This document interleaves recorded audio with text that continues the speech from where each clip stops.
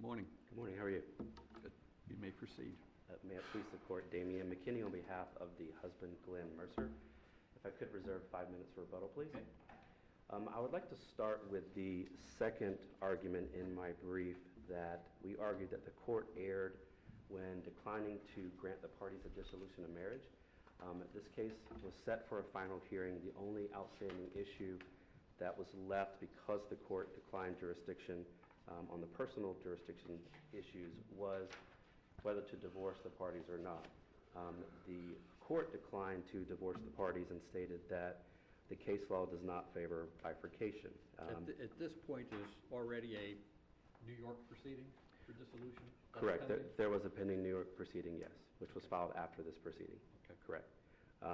There was an initial hearing that was held where the court found that it did not have personal jurisdiction to determine the equitable distribution alimony issues, but it reserved jurisdiction and stated that it specifically has subject matter jurisdiction to dissolve the parties' marriage as the husband has satisfied the residency requirement. That was not... Is that a discretionary call by the trial court? So the Florida statute states that if 61.052 quoted in the brief states that if at any time the court finds the marriage is irretrievably broken, the court shall enter a judgment of dissolution of marriage. Reading that statute, I don't see where the court has any discretion to not grant the dissolution of marriage. I think the court erred here. Opposing counsel in the transcript stated that they agree that the court has subject matter jurisdiction to dissolve the marriage. The case was set for a final hearing on that specific issue, and they proceeded forward with it. They raised an argument of, I believe, forum non-convenes, but they failed to file the motion timely, so that motion was denied. It's our position that this court erred and that it had no discretion because the marriage is irretrievably broken. There was no defense to that. The case law cited in the brief and the statute indicates that the court shall at any time dissolve the parties' marriage. Opposing counsel in her brief raises the issue that and the court states in its order that it doesn't favor bifurcation. However, the court itself bifurcated the case when it declined jurisdiction on the personal jurisdictional issues. So the case was already bifurcated. The only thing left in Florida was to dissolve the parties' marriage. But there's minor children of the parties in New York. There was a minor, I believe, one minor child. And there's a special statute when there's minor children of the parties, the court can take such other action as may be in the best interest of the minor child. I'm presuming that your argument is centered upon the fact that dissolution would cut off some sort of relief or action that might be available in a competing jurisdiction. I believe so, yes. And if I could address the minor child issue, the parties resolved the parenting plan. That has never been a contested issue in Florida or New York, and they're following it. I don't see any reason for the court to decline to dissolve the parties' marriage based on the fact that there are minor children involved, because the children at all times,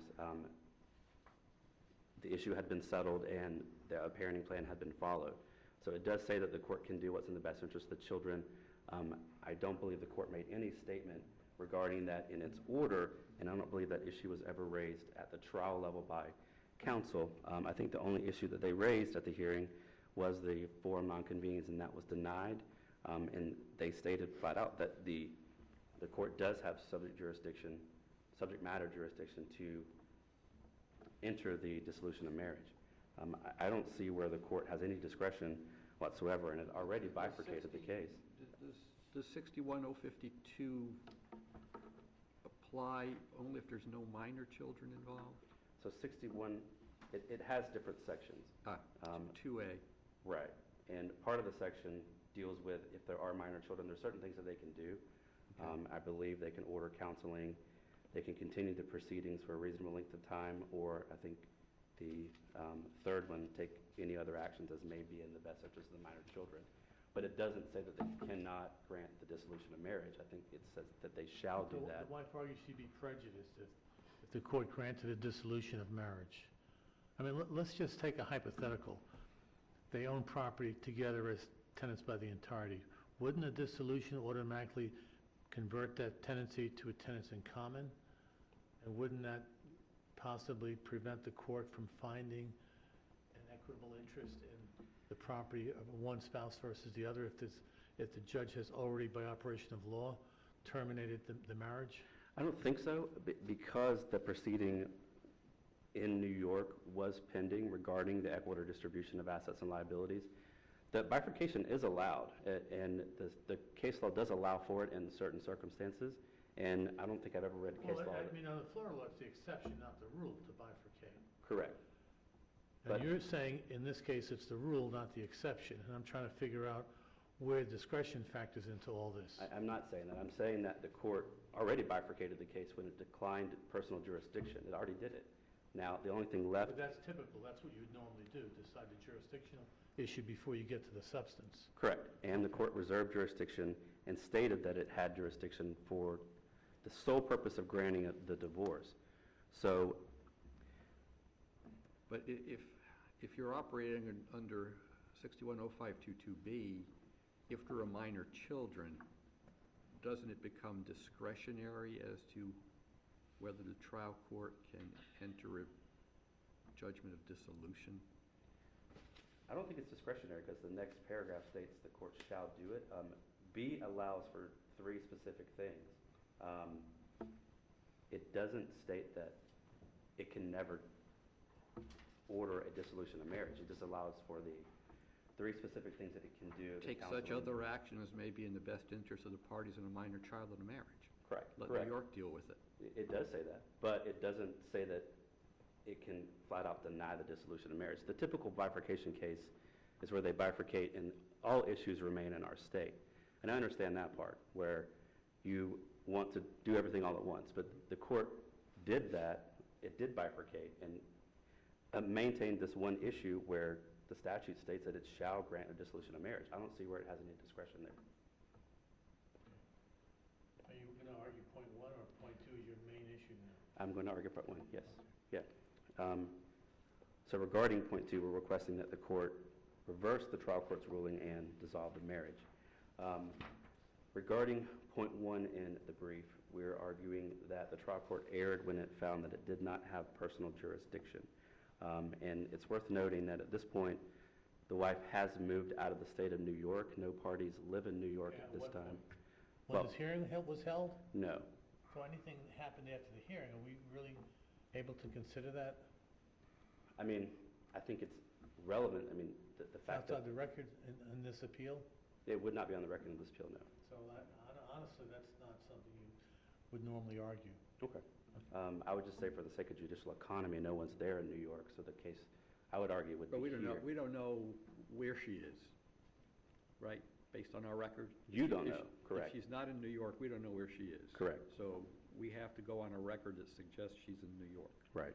The case that we've relied on heavily in this is Durand versus Durand, that states that the courts have determined that the defendant's residency in this state must proximately precede the commencement of an action. So our argument is that this case is very similar to Durand, where Durand found that one party had moved out of the state for almost 6 years prior to the commencement of the action.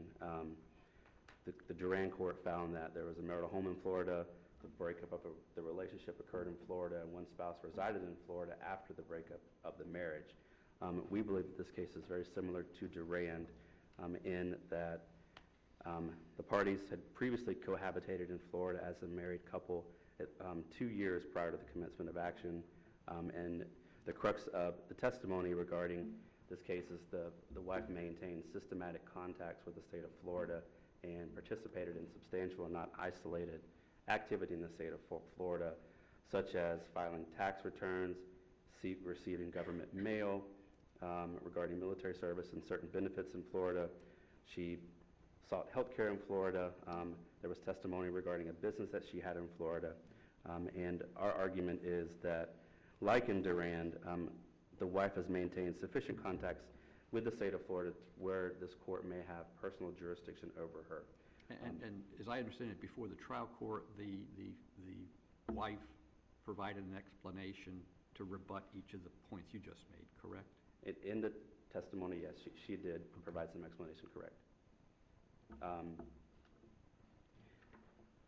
Opposing counsel relies on the Supreme Court case of Garrett. However, in Garrett, the lower court, I believe the 3rd District Court of Appeal, stated that the Duran case is very, very different from the Garrett case, and the facts are not the same. So we're requesting that this court overturn the lower court's ruling that the Florida court does not have jurisdiction and the case should proceed in Florida. If you have no further questions, I'll rely on the merits of the brief. Thank you, Mr. McKinney.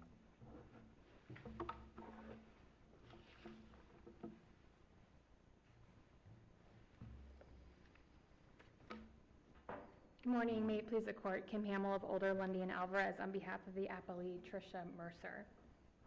Since Mr. McKinney started with issue number 2, I'll start there as well. And for clarification, the petition that the wife filed in New York was actually filed prior to the Florida petition.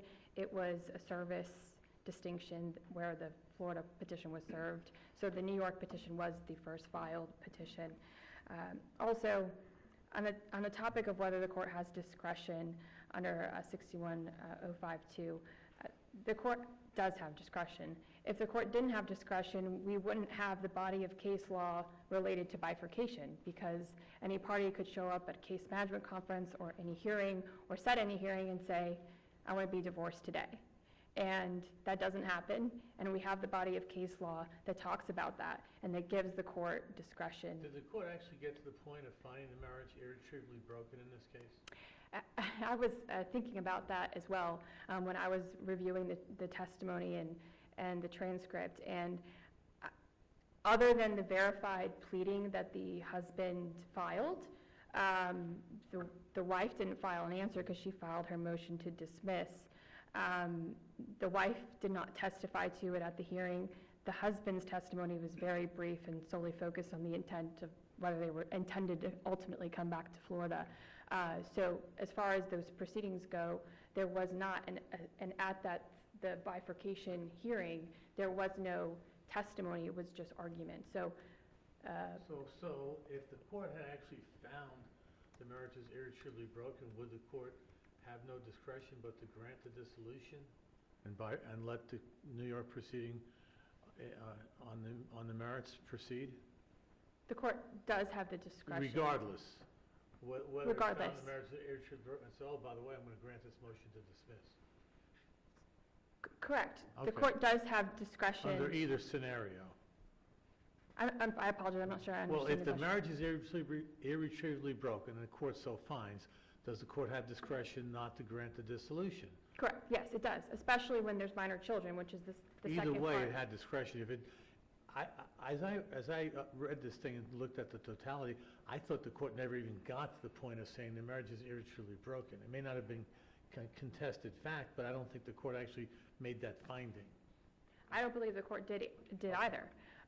It was argued that the wife was deposed and she didn't mind, that the marriage, or she agreed that they should get divorced. But that deposition was never admitted into evidence. Well, it's not unheard of that the court says, hey, these people need counseling. I'm not going to enter the dissolution. So that's a reason why the court might have discretion. Correct. When it never gets to the point of saying it's irretrievably broken. That was the point of my question. Right. Okay, you can move on. I think I'm waylaying you by mistake. It's okay. Thank you, Your Honor. But the point is, the court does have discretion. Otherwise, we wouldn't have the body of case law related to bifurcation. It would just, if they would be divorced, the court would enter the order upon anybody requesting it, whether there's two different proceedings happening or just the proceeding happening in Florida. And on Your Honor Valente's point about it affecting the rights, I mean, part of the issue and the reason why we have the bifurcation case law is it does affect a spouse's potential rights with regard to equitable distribution, support, what have you, health insurance. So sometimes the health insurance is terminated upon the entry of a dissolution of marriage order. So there are certain rights, and that is why the court has discretion, and that is why we have the bifurcation proceedings, and that is why it is an exception as opposed to the rule. And the Florida Supreme Court case, the Clotton case, touches on it as well, and I think it's really important for this case because it says splitting the process can cause procedural problems jurisdictional issues delay at an expense, and it should only be used when it's clearly necessary of the best interest of the parties and the children.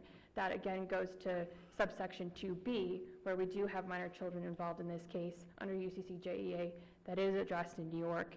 And so the court did not abuse any discretion or create any error in failing to dissolve the marriage or grant the husband's request for bifurcation of the case. And I will note that it was noticed as a request for bifurcation by the husband as opposed to any other request. On the personal jurisdiction issue, we have a certified question that has been answered by the Florida Supreme Court. That question is, when a married couple residing in Florida moves to another state, may one spouse, after separation, subsequently return to Florida and obtain personal jurisdiction over the other spouse based on the prior residence section of Florida's long-arm statute? That's the Garrett case, and it's a Florida Supreme Court case, and the facts in this case are identical, except for where they moved. And there they moved to Texas. Here they moved to Pennsylvania. It's undisputed in May of 2012 that the wife, the husband, and the children together moved to Pennsylvania, where the wife obtained employment, where they purchased a house. Then they moved to New York. So now we're on, Florida is really the third last jurisdiction where the parties resided. So the case in Garrett in the Florida Supreme Court has already addressed this issue, and they said no. A spouse cannot return after they've relocated to another state, return to Florida, and exercise jurisdiction over that out-of-state party. It's very clear, no further analysis is necessary, but since the minimum contacts issue has been brought up, I'll address it briefly. I agree, Judge LaRose, that the wife disputed all of the allegations that the husband made, and those were really in his verified petition as opposed to any testimony that he gave. The tax returns, all of that, that was in his petition. His testimony, like I said, was very limited on whether they intended to ultimately come back to Florida. I don't know that he admitted any exhibits, potentially some on the wife's cross-examination, but the husband's testimony was very limited, so he's really relying on his sworn pleading as opposed to his testimony on those specific facts. The wife disputed and explained every single one of them, I think very factually and very credibly.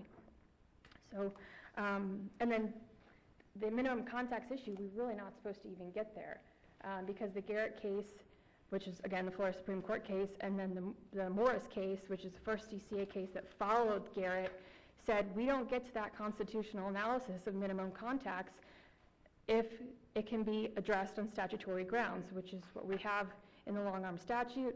The court has addressed it, has answered this question specifically, so we're really not even supposed to get into any sort of constitutional analysis on that issue. And one other point on that is the Garrett case explains why we don't get there and why the court can't obtain personal jurisdiction over an out-of-state spouse under these circumstances. They stated, to allow the court to obtain personal jurisdiction under these circumstances would empower the Florida courts to exercise jurisdiction over any party to a dissolution proceeding if the couple had ever lived in the state for however brief a time. This would clearly violate the Due Process Clause of the United States Constitution. And that's the Garrett case where they specifically answered this question. We're under the same circumstances. Doing so would clearly violate Due Process Clause of the Constitution. So the court cannot exercise jurisdiction under 48.193. The court did not abuse its discretion or err in entering the orders. If the court doesn't have any further questions, we ask that you affirm the trial court's orders, as well as grant the wife's motion for attorney's fees and costs that she's filed in this matter. Thank you, Ms. Thank you. Mr. McKinney. To the court's question regarding irretrievably broken, no, I don't think, and I was looking at the transcript today, I don't think the court made any finding regarding the irretrievably broken statute because at the final hearing, it was just an argument, no testimony was presented, and the court made the statement in finding that it would not grant the divorce based on the bifurcation. To the argument, again, that the court has discretion, I would argue, again, no, that the court has discretion to hold off on granting a divorce until the end of a case, but it does not have discretion to completely deny a divorce outright forever. And I think that's what we have here, where we went through the process, pleadings were filed, the court declined jurisdiction on equitable distribution and other issues, and kept the ability to grant the divorce. We proceeded forward on a hearing requesting that the court do so, and they declined to do so. I don't believe that they have any discretion to do so in that situation. We're requesting, again, that the lower court's ruling be reversed and remanded so that a dissolution action will be granted, and that this court take jurisdiction to decide all the other remaining issues. Thank you. Thank you.